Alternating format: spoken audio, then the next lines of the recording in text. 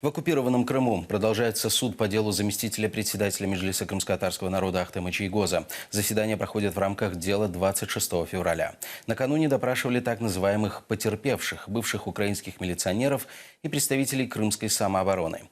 Говорили, что с Чийгозом не знакомы, а на вопрос о том, почему оказались на митинге, сказали, что получили приказ от русской общины. Нас предупредили накануне, что будут какие-то массовые беспорядки 26 числа. Нужно будет подъехать к 11 часам дня в город Симферополь. Я еще куда и что я не знал.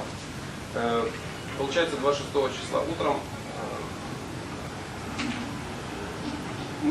я со своими, я состоял в русской общине Крыма, мы с представителем этой русской общины сели в электричку, я жил по месту прописки тогда, и приехали в Симферополь. Можете вы сообщить суду что-то, что подтвердит, что этот обвиняемый организовал массовые беспорядки? Я не могу. Можете указать, какое отношение имеет обвиняемый Чийгоз к действиям угрожающего характера, про которые вы сообщили суду? Я не могу ей сказать. Что вам известно об участии Чийгоз 25 февраля 2014 года в составлении преступного плана массовых беспорядков? Ничего.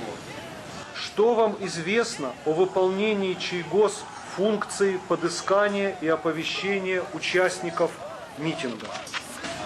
Ничего не известно. Известно ли вам, что Чийгоз давал указания захватывать здание и срывать сессию? Нет.